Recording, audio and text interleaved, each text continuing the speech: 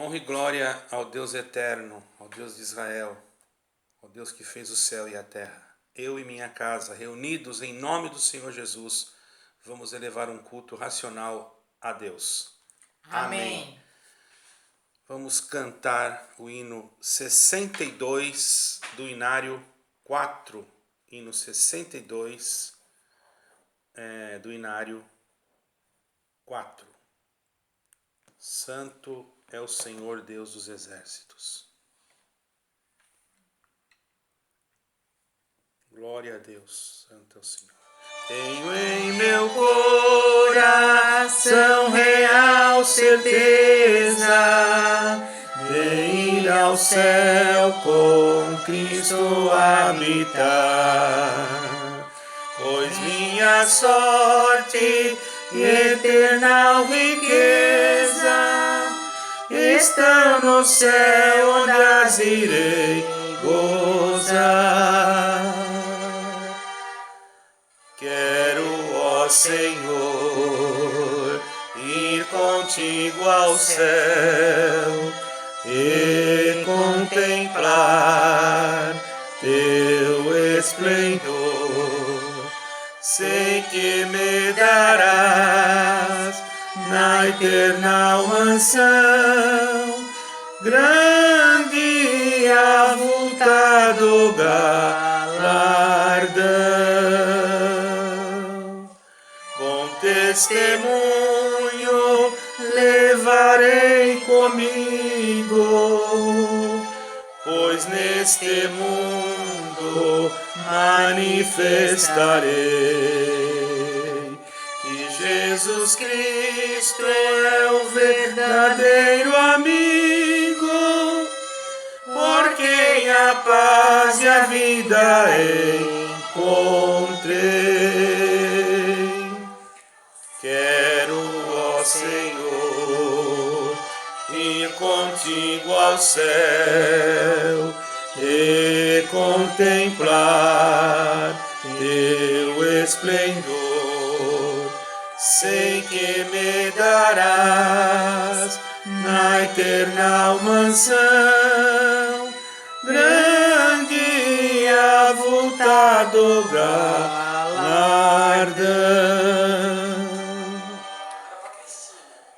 Vivendo sempre em doce esperança, não sinto neste mundo mais prazer. Receberei no céu a minha herança, que Deus irá por Cristo conceder. Quero, ó Senhor, ir contigo ao céu e contemplar teu esplendor. Sei que me darás na eterna mansão grande e avultado galardão. Glória a Deus. Glória a Deus, aleluia, bendito seja o teu santo nome, Senhor. Aleluia, santo é o Senhor.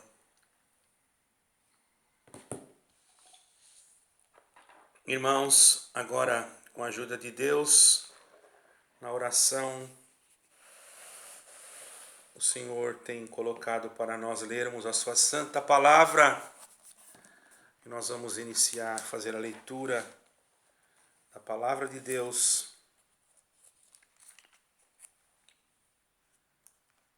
no Evangelho. Glória ao nome do Senhor.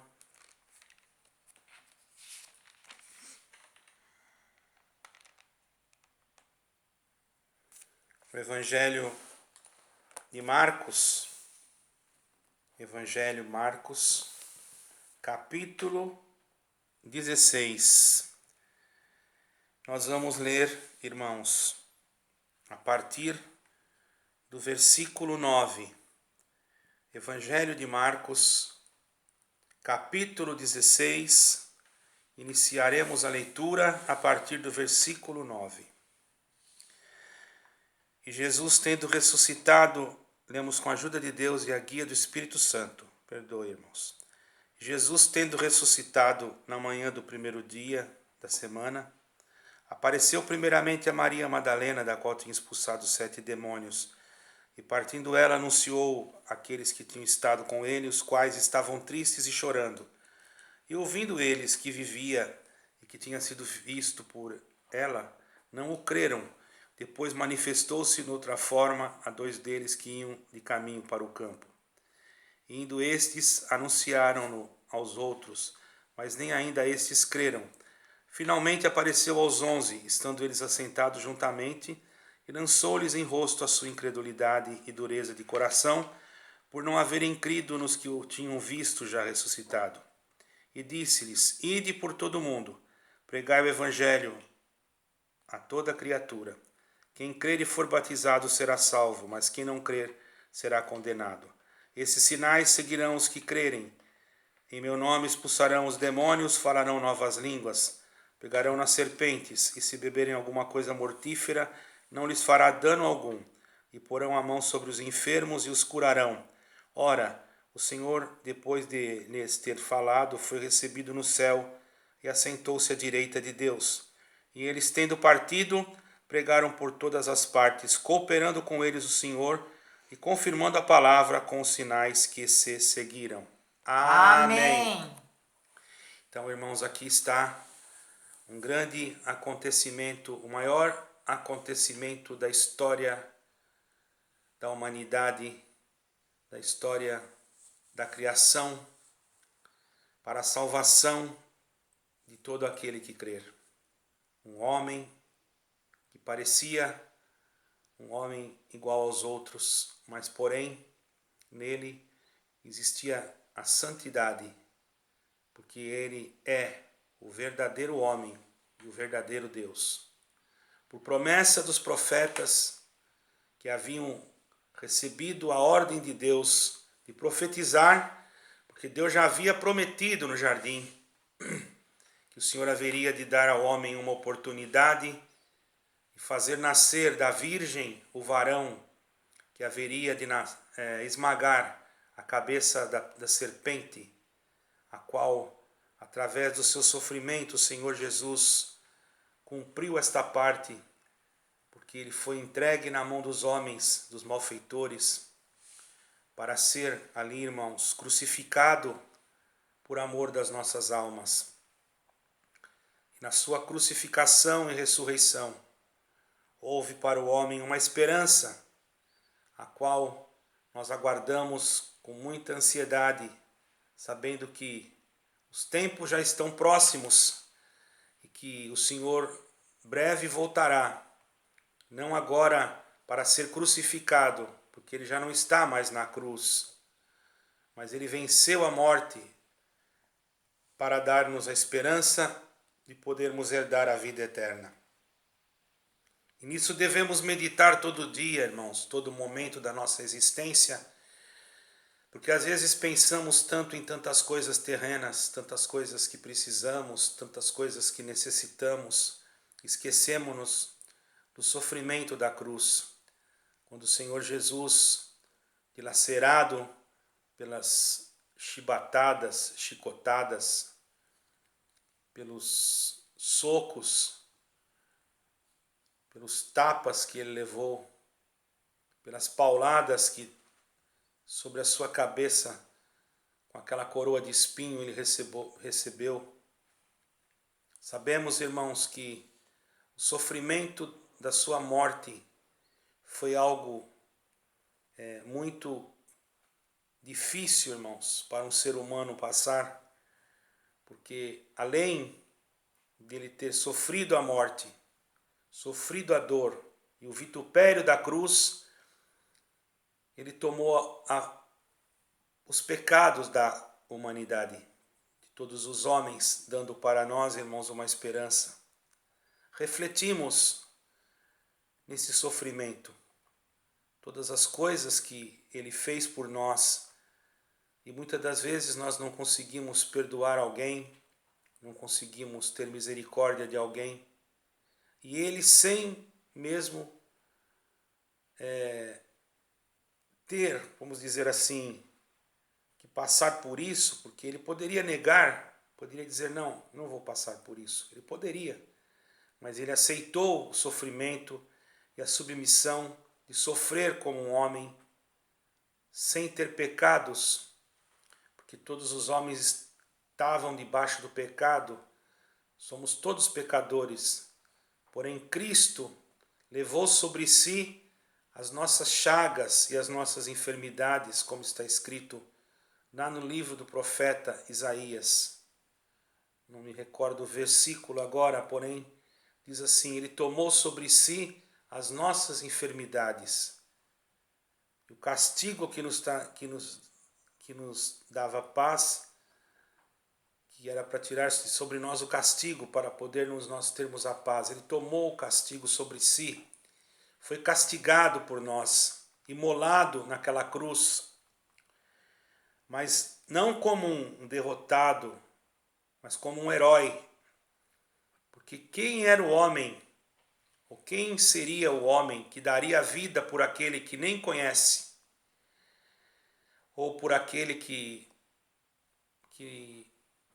não é o seu amigo, o seu parente, vamos dizer assim. Mas nós não o conhecíamos, ele já nos conhecia, já sabia que nós éramos uma terra infrutífera.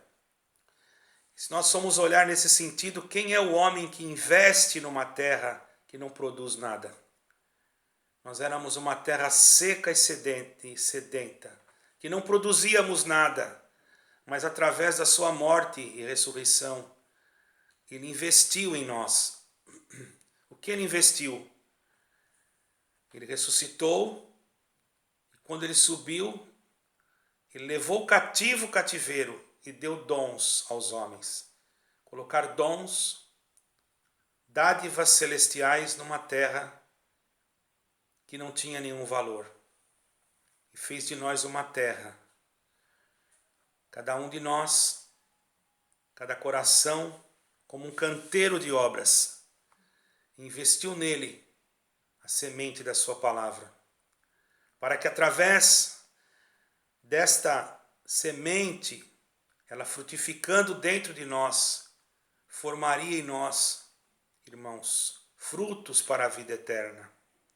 Colocou água dentro de nós, água espiritual, para que nós se tornássemos uma fonte e pudéssemos levar a palavra da salvação a todo aquele que crê. Já pensou nisso, irmãos?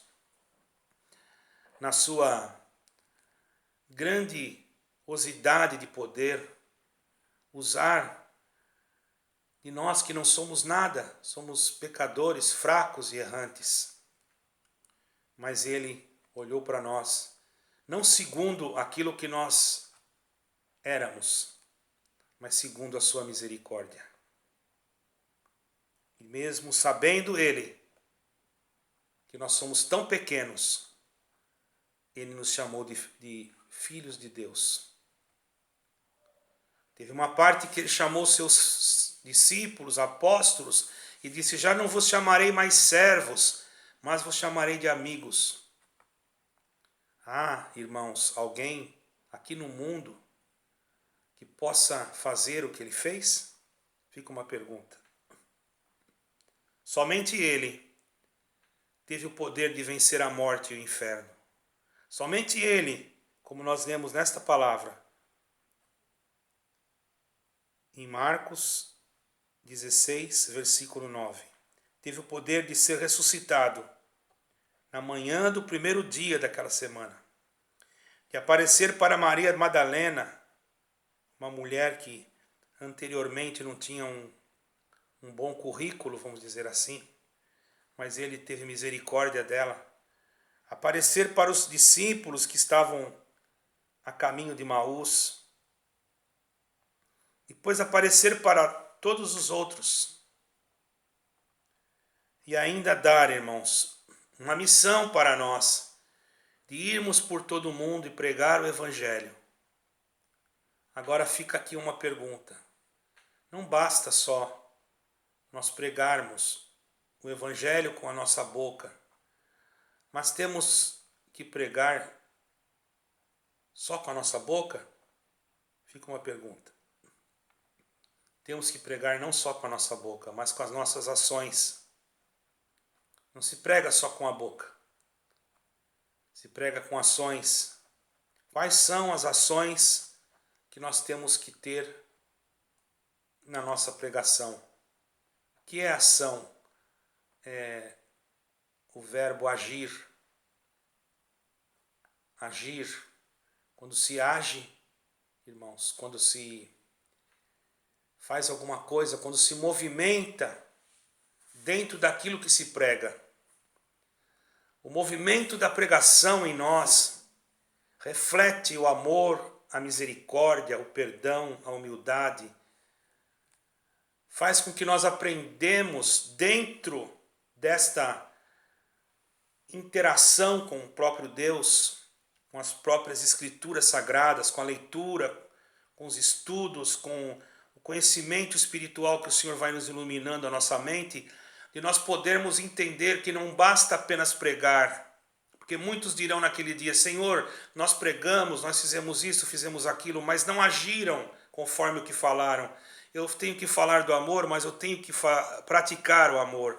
Eu tenho que falar do perdão, mas eu tenho que praticar o perdão. Eu tenho que falar da misericórdia, mas eu tenho que usar de misericórdia. Não adianta só falar: somos iguais, servimos o mesmo Deus, Deus julgará cada um. Não adianta, nós temos que praticarmos aquilo que nós fazemos. Se nós somos iguais em Cristo, somos ligados e servimos o mesmo Deus, não há necessidade de nós separarmos-nos em grupos e degladiarmos um contra os outros. É o que nós vemos nesses dias. Porém, fica aqui, irmão, uma mensagem de salvação. Se nós andarmos segundo Ele nos confirmou, não é que nós vamos pegar a serpente para brincar, irmão, mas se a serpente nos picar, o Senhor tira o veneno dela. Se nós fazermos o que Ele nos ensinou, se alguém querer nos envenenar, o Senhor tira o veneno e nós saímos imunes. Não envenenar só com veneno, mas envenenar com palavras. Muitos são envenenados com palavras maldosas para jogar um contra o outro. E não é isso que o Senhor quer. O Senhor quer que nós falamos bem, que nós praticamos o bem, que usamos de misericórdia. Curar os enfermos não é somente impondo as mãos. É claro que há o dom de imposição de mãos, mas às vezes tem pessoas que estão enfermas na alma, machucadas no espírito. E nós precisamos, através das nossas palavras, irmãos, perdoe, fazer com que as mãos espirituais do Senhor, através das palavras guiadas por Deus em nós, possam tocar dentro dos corações e curar a maior maldade, que é o rancor, o ódio, a dissensão, a hipocrisia, o fingimento e outras coisas que nós não vamos citar aqui. E o Senhor nos promete, por esta palavra, se nós procurarmos andar conforme Ele nos ensinou, assim como Ele ressuscitou no terceiro dia, para nos dar a vida, Ele vai voltar e vai te coroar com a coroa da vida eterna. Fique com esta palavra, medite nela, leia mais as Escrituras e faça aquilo que o Senhor está falando. Ame, amar no sentido espiritual. Abrace no sentido espiritual. Perdoe, use de misericórdia. Faça o que é bom, mesmo que você não seja recompensado pelo bem que você está fazendo. Não espere recompensas aqui da terra por você ter feito bem. Você fez a tua obrigação pela palavra. Espere a recompensa do Senhor, que dirá: tive fome, desse-me de comer. Tive sede, desse-me de beber. Estava nu e vestiste-me. Entra para o gozo do teu Senhor. Espere esta recompensa. Aqui da terra, irmãos, nós não temos que esperar nada. apenas cumprir os nossos deveres, o nosso trabalho, e não ficarmos falando mal um dos outros, orarmos uns pelos outros, para que nós possamos sarar, porque o Senhor Jesus está perto. Sejamos espirituais, guardemos essa palavra e meditemos na mensagem da cruz. Honra e glória seja dada ao nome do nosso eterno Deus, que vive para todos sempre, em nome do Senhor Jesus. Amém. Amém.